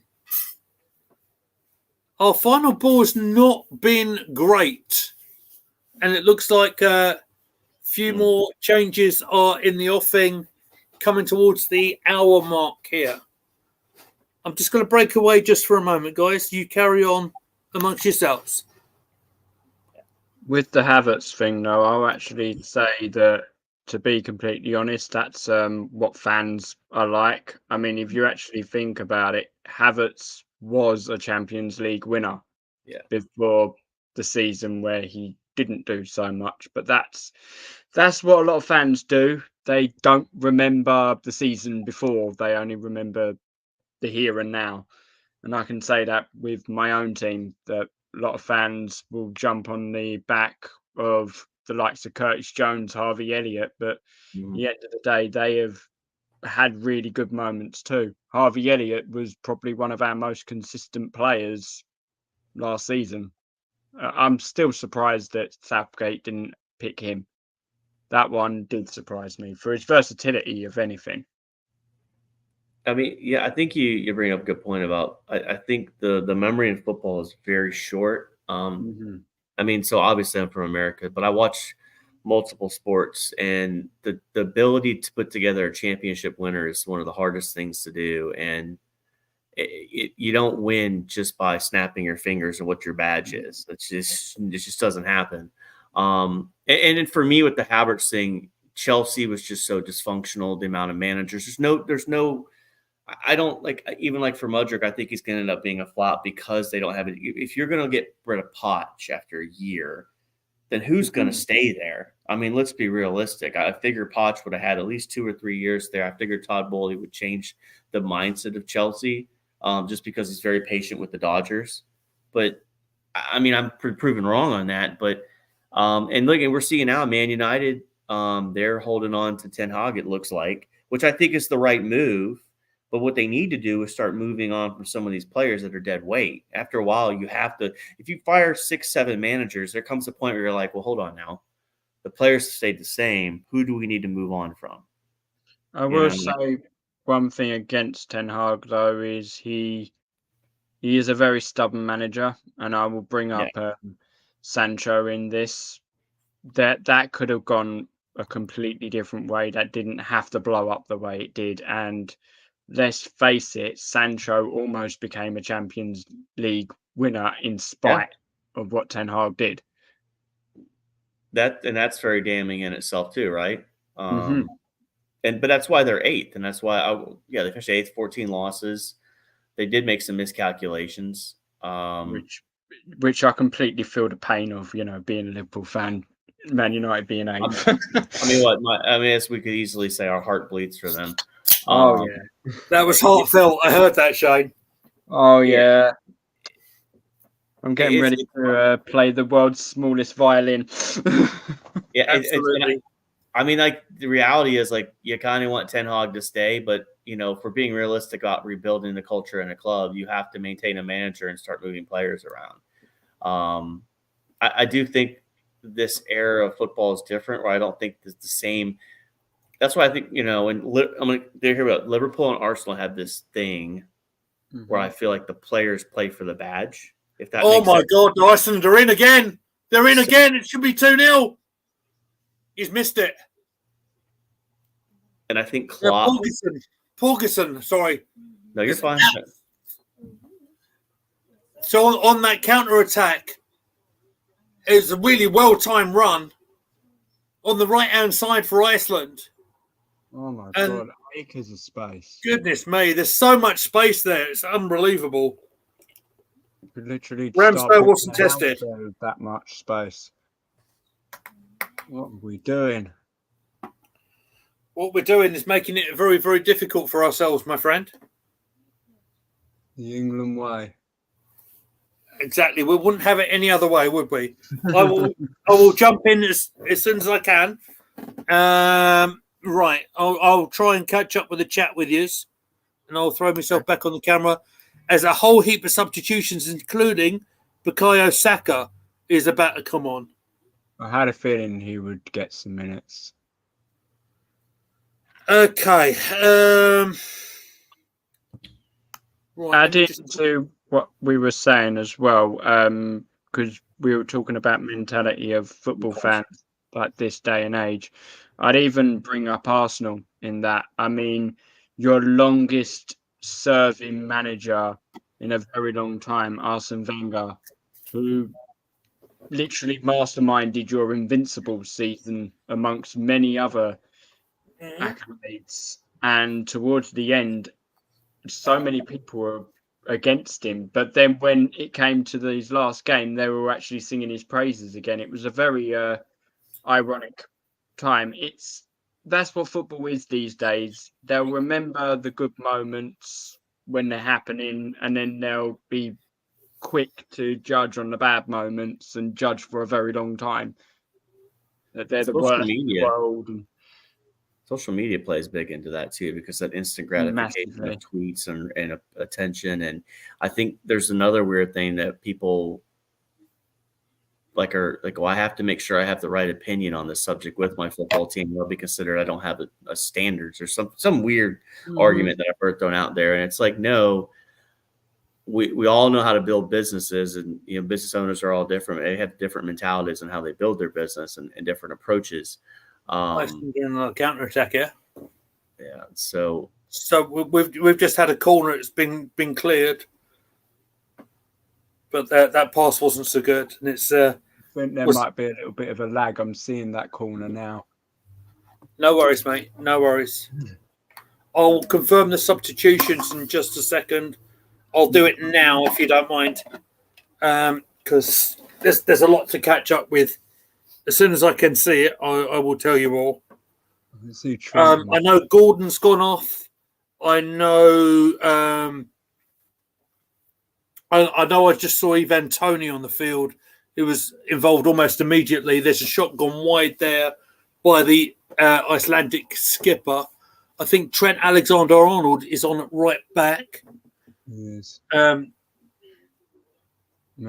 shot from Iceland just got deflected by Declan Rice. So it looks like it's going to be a corner to them right now. Yeah, there's a whole heap of changes that have just... So I'll confirm Walker and Trippier, Gordon and Kane are off. There's the corner coming in. There's a header. It's gone straight to Ramsdale. No. So Gomez is on. Alexander-Arnold is on. Saka is on. And Ivan Toney is on. Okay.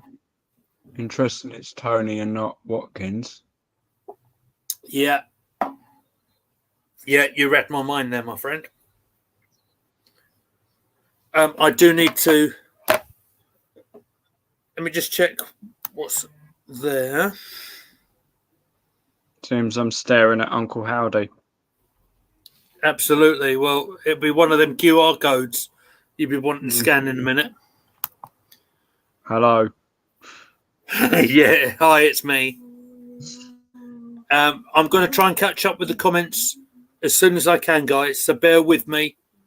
My computer's being a little bit slow, so bear with me, okay, guys? He's back from the cave. I'm going to go ahead and put the garage door down. It's kind of bright. Hello, Howdy. Oh, goodness. So can you still see me? I'm having issues. I can see you. Yeah, okay. Oh, it's all going wrong. At this moment, I need my technical expert with me. Guys, I don't have access. Nope, he's gone. What happened? No, the Uncle Howdy thing is a joke. So Mr. Tom does the Full Nelson podcast on Thursdays. He's petrified with these QR codes. So my away avatar when I take a break is Uncle Howdy, just to torture him even more. Well, you know what you could do? Actually, behind you on the wall, just have a code right there. Good. Yeah, good. I mean, he's petrified of QR codes right now. He's not having a good time. Yeah, still 1-1 here in the Germany-Greece game. But yeah, to go back to the conversation we're having about football fans and how finical they are, like it is rather annoying how overreactive we are about losses at times. And I do understand that when you're looking for the league, 38 games, the best one has to win. There's not much margin for error, especially in the era of Man City. I mean, you guys took it to, 100 points one time? I mean, it was literally 100 points and we still didn't win the league. I mean, that to me is like you could call that a failure not winning, but is that really a failure scoring almost 100 points and not winning? It's almost like we gave it our best shot. We left it out there. Mm-hmm. So, the culture of football is definitely, I think Twitter's a microcosm of football fans in general, in my opinion. Not just football, wrestling and all, everything really. Yeah. But I do think football fans are a little bit more reactionary than then I I think don't know. It got credit. pretty hairy during the "We Want Cody" movement, so Yeah. it was quite bad for that. I mean, it helped Hi out. guys, sorry about that. Had a few technical issues my end. That's all right. Maybe you were hacked by Uncle Howdy. Perhaps, as Mr. Tom quite rightly says. Looks like there's a bit of a pause in play there. See, Mr. Tom just confirmed it. Yeah, and I think, is it Mainu who's is down in the penalty area there for England? No, it's even worse. It's Gahey, It's Gay. our only left-sided centre back. Well, that's not great, is it? This might leave you with egg on your face. You might want to get onto the phone to Jared Bramthwaite and get him on the plane quick. Well, actually, the reason why your very own Liverpool player Kwanzaa is there is for this. For that reason as well. Is for this reason. Speaking of, Can they bring players in? Yes. Based on injuries. Oh, okay. yeah, there's a standby list. I think the official deadline is tonight. I think it's 11 o'clock BST. Obviously, Southgate, in his wisdom, decided to name a 26-man squad last night. But there's always a danger of injuries happening during a match. So, I mean, let's just say if Stones is a big issue, like you said, maybe Braithwaite is there. If there's another issue here with Gay, yeah, perhaps Kwanzaa could come in. But we shall see. We'll wait to see what happens. He's sat up at the moment. Now he's on his feet. Incidentally, there's 72 minutes on the clock, by the way, and England are in a big danger of losing their last preparation match in a tournament where they are supposedly favourites for. We're always supposedly favourites. There's always apparently coming home. Apparently, I never get bogged down with all of that. I think the last time I did was when we actually got to the final. And I was like, okay, you know what? We're one of two teams. Maybe it's our time. And then it went to penalties. I was like, okay, no, we're not. yeah. Less we say about that, the better, I think. Mm-hmm. Hey Lee, if I may ask, and you may have already covered it, so forgive me if I'm asking a question that's already been brought up. But have you guys put together your best 11 of the current 26 of who you would like to see start, or do you want to talk? No, we have not. Okay. I can start if you want. Hit me, mate. Go for it. I think there's an obvious one to start, and that's the goalkeeper. Yeah, Pickford in goal. I'd say Walker. Trippier, mainly because of Shaw's injury issues. I would say, in terms of centre backs, of the ones that are in the 26, I would say Gahey and Stones would probably be the pairing I would choose. I mean, there is Dunk, but Dunk doesn't have much in the way of international experience. So that's why I would pick. I see you, Mr. Tom. I see what you're doing. Yes, well, we could do with that wonder save against Brazil. But, in midfield, my three. Did Saka just do a foul throw? By the way, he did. Look that way, yeah. I would say Trent. I'd say Trent, Rice, Bellingham, Saka, Eze, Kane. That'd be my 11. So, am I late to the party here? As Iceland are through, Thank goodness Good Johnson there was forced out of the position. Trent Alexander-Arnold was the right defender in the right place there. When did Trent Alexander-Arnold stop being a right back? To be honest, that's a weird one for me because if you know his history, he actually started as a midfielder. Oh, I know that. Yeah, But I find it very weird coming into a tournament, seeing him wearing a number 8 shirt like he did against Bosnia and Herzegovina as Ramsdale makes a save. Probably made it more difficult than he probably needed to. As a hit from quite a while out, but a well hit on the volley. Don't ask me who hit it because I'm not Colbin. I don't know. I'm sorry, I don't know. But in fairness to Ramsdale, he was there. Does his job as a goalkeeper absolutely fine.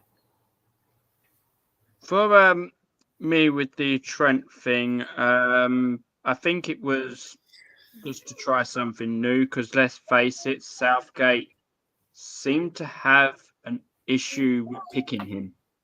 Otherwise, there was Walker ahead of him in the previous tournament. There was Reece James ahead of him. There's been Trippier ahead of him. He's always had an issue with Trent, and a lot of fans did get on his back for that because how can you leave a man who has that kind of delivery out of the team? I mean, his free kick taking, his corner taking, just the passes that he does. He can literally, to me, Trent reminds me, and especially in the midfield, Trent reminds me, I'm going to use Liverpool references here, but of a hybrid of Steven Gerrard and Xabi Alonso. He can literally just go and just like literally pick a pass just out of anywhere on the pitch. You can't leave someone like that out. So maybe this is his way of getting him into the team. And I actually feel like it's where he should play. Even for Liverpool, I feel that that's where he should play. I feel he can do more damage as a midfielder. I suppose with the emergence of Bradley as well, I think that's probably not a bad shout. But it just seems it just seems to me. I felt against Bosnia and Herzegovina that Trent struggled in the midfield position, although he scored a really good goal. I do feel generally in the match he wasn't at his best. Maybe I'm wrong. You have to admit, though, he wasn't at his best. I will agree with that. But you have to admit that the chances we did have did come from him. Right. And it was creativity in the middle of the park. Yeah. And able to pick out Cole Palmer just with no issues whatsoever. And that's what he brings to the table. That's what I really do feel. That's why I say he reminds me a lot of Steven Gerrard and Xabi Alonso as a hybrid of the two. Because those were players that could do that. I mean, going back further there with Steven Gerrard and Michael Owen, Steven Gerrard and Fernando Torres, he could just literally hit that ball from anywhere on the pitch and it would beat their feet. And that's why rugby in the middle of the park there. Yeah. Manu's just been taken down by Haraldson. And, fair play. I think he's got straight back up. Yellow card shown. 11 minutes to play in this match. I know it doesn't really count for much, but I really do feel at the very least England need to score tonight to at least get something positive out of this match. Or anything. Yep. Bare minimum a draw. I mean, you got to go in with some momentum. You're gonna, because the doubt's going to creep in there. The worst part about it too is the draw against Bosnia. If you lose tonight, the English media is, and they're going to hear it because the guys aren't the focus. I think Bosnia. Y'all beat them. I'm sorry, my bad. It was 3-0, right? Yeah. Oh, okay. My bad. For some reason, I thought you guys drew with them. My bad. Well, the English media is not going to give them a break, right? Because the doubts are going to creep into the mind, and the narrative is not going to be a positive one starting out. Even Tony put that chance over the bar, and we shall carry on with 10 minutes to play. They're bringing on some subs now. I'll say again, anchoring the channel here, just say, doing my admin, doing what I need to do. Just say big up to all 36 of you who are watching us. That's an incredible turnout for a friendly match. That pre-tournament doesn't necessarily mean a lot. So we really do thank you here from On Goonie Gathering for joining us tonight, and we appreciate you spending your evening with us. So yeah, cheers for doing that. If you haven't already, guys, make sure you hit that like and that subscribe button, because that always helps the channel out and keeps them doing what they do. Thank you very much indeed, my friend. It's much appreciated. Thank you very much, mate. You know, you're doing a superb job there, Shane. Foul given against Saka here, and a promising free kick here for England. We're looking at Foden potentially hitting this ball in. I'm just trying to see Tony's on it as well, I think. So let's see what happens here. Still Tony. It's Trent and Foden. Oh, it was Trent, wasn't it? Sorry. I thought I saw 17. It wasn't. It was 19. But nonetheless, the player's gone to the halfway line and out of play. Russ says no problem. I won't be anywhere else. Let me just put this one up. I wouldn't be anywhere else if I had anything else to do, he says. Thanks, mate. That's much appreciated. Yeah, we feel that right in our heartstrings. Thank you very much. As Saka couldn't keep the ball in, and I believe that's a goal kick to Iceland.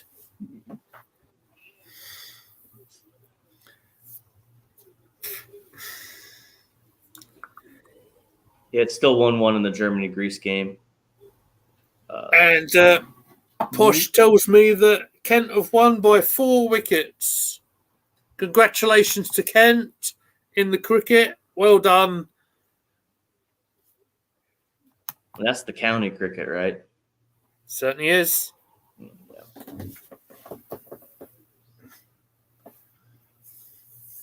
Right. Is there anything else I'm missing out on?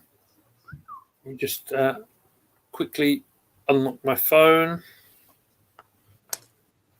Is there anything else that I need to see? So, just in some of the other friendlies that are being played right now, Poland are beating the Ukraine by 3-1.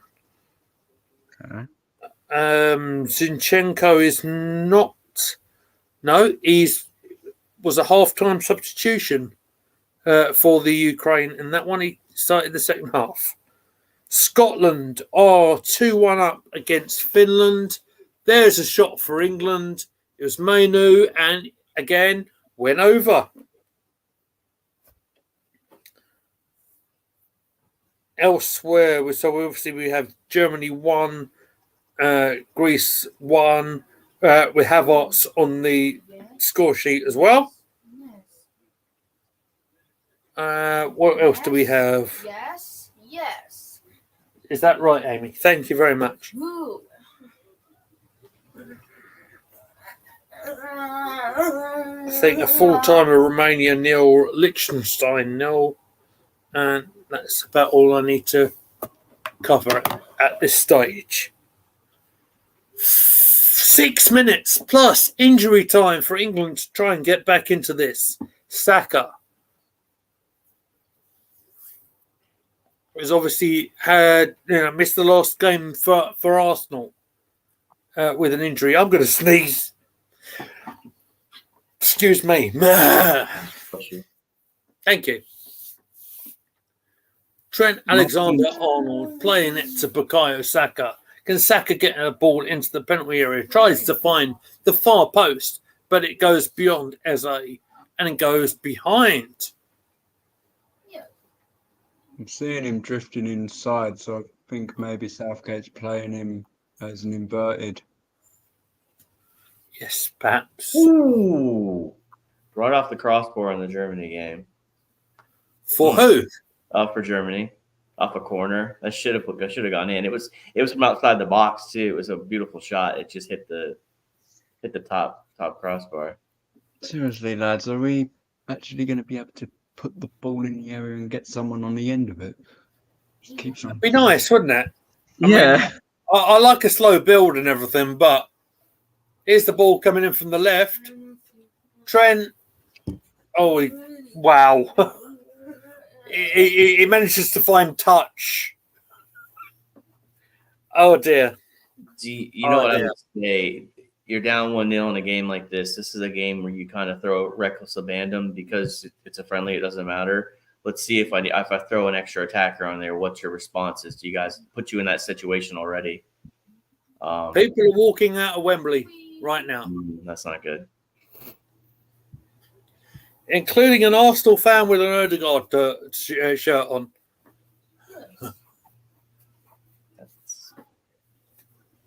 Yes, sir, I've seen you. That's to beat the traffic, but let's face it, it's not.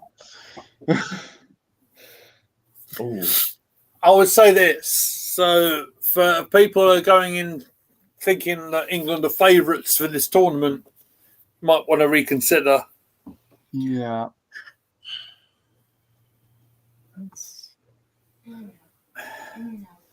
So who would be your favorite? I never see past Germany, to be honest. Well, for me, that's what I would say. But obviously, Greece are giving them problems. Maybe not even them. Maybe it could be one of them things where the hosts actually don't do as well as expected. But no, I would say Germany are probably nailed on favourites, probably. I mean, because I'm looking at the groups right now, gentlemen, and Group B is Spain, Croatia, Italy, and Albania, and then Group D is Poland, Netherlands, Austria, France. Those two groups feel like the toughest. I guess you could say Germany, Scotland, Switzerland. That's kind of but that's going to be tough. That's going to be a heck of an opening game, which I do intend to bring to you live here on Gooner Gathering. I'll try and do that if I can. Because I have a little bit of Scottish blood in me, don't you know? I do as well. So love to hear it. You can't hear it in my voice, but I do have something. Okay, the new. It's not Welsh. Yeah. Fair enough. Southern American. Well, according to WWE, it would be Welsh. Oh, let's not get into that discussion.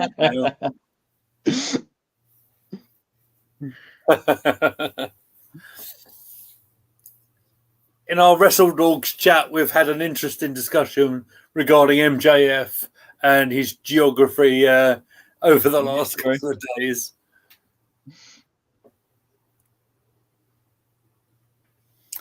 Anyway, Eze with the ball for England on the left. I have a bold shout for you guys as well, and I don't know why Southgate hasn't actually done it, but France hasn't actually picked him, and he is eligible for England. I would have actually taken a punt and actually got Elise, because France haven't actually picked him for a cap. Really? Mm-hmm. Yeah, that's a controversial talk. Has he got English connections? Mm-hmm. There's the ball in the penalty area, but straight again. It's the Iceland goalkeeper. Oh dear, dear, dear. Doesn't look great, does it, guys? Elise down one wing, Saka down another. I mean, Elise is a really good player. I rate him. I rate him a lot. I need to check his passport. Here's Saka. Maybe he can rescue this in the penalty area. Onto his left foot. Shot. Deflected. Ball still in play. That's Alexander-Arnold with a cross in. Ball away again. It's going to come back for England. There's Saka. Supported by Trent. That's Declan Rice. How much injury time is there going to be played? 5 minutes. 5 minutes for us to sort something out here. Rice towards the far post. Tony gets it towards Gomez. Come on. But it's outside the penalty area. This is not where we need to be. Rice Germany goes scored. wide. Trent Alexander-Arnold plays it low in the penalty area. It goes away. It's going to come back. That's Konsa. Foden. And Konsa again. Foden. And Trent Alexander-Arnold in that midfield position again. Rice. Saka. Again, Foden. Comes in, no one's there. Clipped it in, Saka. But it's gone up rather than away. Oh, it's a bit iffy. Oh, dear me. Manu with the last effort. Offside flag has probably come to rescue Manu there. Because that was a bit embarrassing, to be fair. Saka, I think, was offside.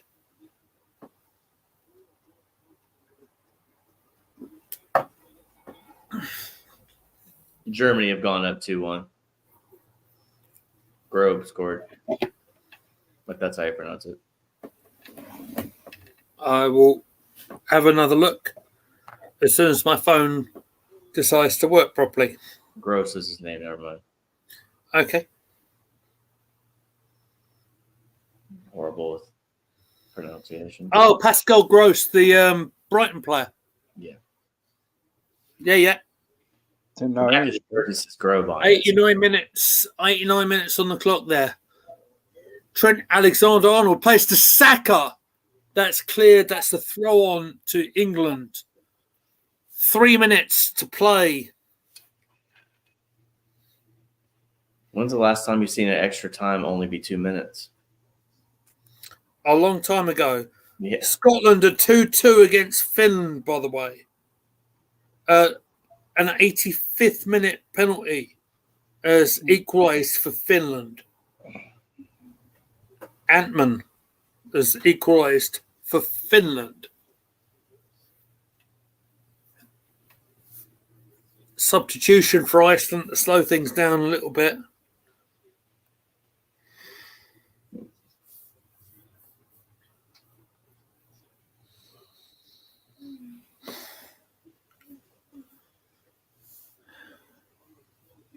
Well, yeah, I mean, this is another win for Iceland, so yeah. That's why Mum's gone to Iceland. Perhaps not. 2 minutes to play. Oh, a ball just avoids Saka. That's unfortunate. Trent Alexander-Arnold. Foden. Can he find someone here? Deflection. That's the throw on to England. We've got a minute and a half to play. Rice goes left. That's Eze. Plays a 1-2 with Foden. There's Rice. Goes wide right. Trent Alexander-Arnold. Oh, he tried to go for the shot that he scored from against Bosnia. It's gone for a corner.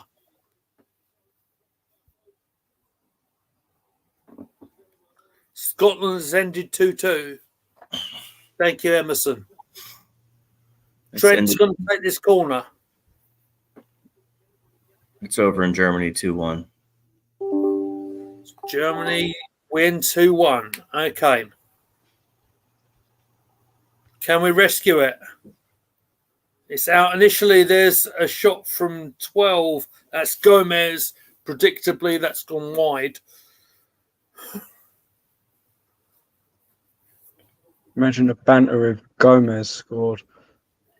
Yet to score a goal in club football, if I'm correct, my friend.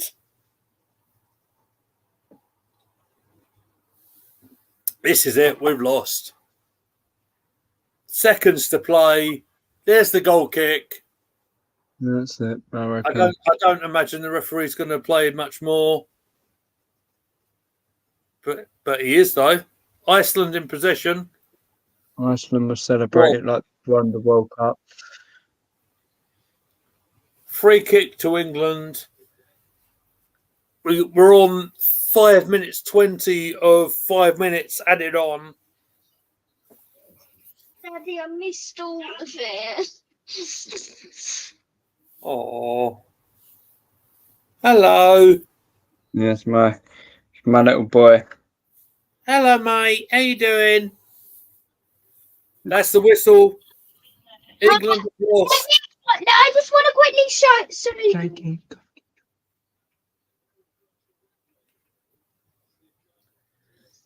So in our last preparation match for the Euros, England have had a disappointing 1-0 defeat here.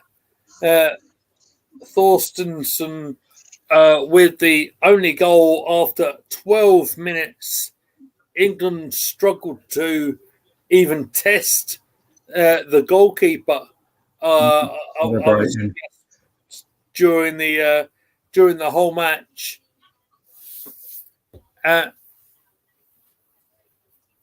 Shane, your last final thoughts on the match, mate. What do you think? Not good. I mean, yes, it's a friendly. Yeah. Yes, it means that there's nothing really at stake. But that should have been one that we could have taken momentum to the tournament. And concern for me, it was something I noticed. Yes, I know he's coming back, like he's rusty himself. But Kane, he was largely invisible. I mean, he's our main striker, and if he's largely invisible in a game, that's concerning to me because that's where we're expecting our goals to come from delivery into the box, Kane getting on the end of it. And yeah, I don't know, that's a concern to me. What happened to Stones and also Gahey, that's not good either. I don't know if he has to take maybe a risk. If I was Southgate, make a decision. Tony or Watkins, make a decision. Send the other one home. No offense to them, but we need that extra defender. It's do or die time with that, because if one of our defenders, one of our centre backs gets injured in the tournament, what we're going to do? That's a position we need to fill. And I think, as much as I'm a Liverpool fan and I would love Quansah there, I think it has to be Branthwaite, because he's a left-footed centre back, something that we do not have. So those are my thoughts. I really don't know what else to say. I mean, Iceland celebrating it like they've won the Euros. That's the second time they've turned us over since 2016. Sorry to bring that up, but yeah. No, absolutely. I don't know. Absolutely.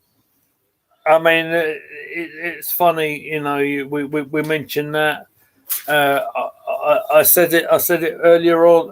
I said it even in the stream previous that they had the hoodoo sign over us.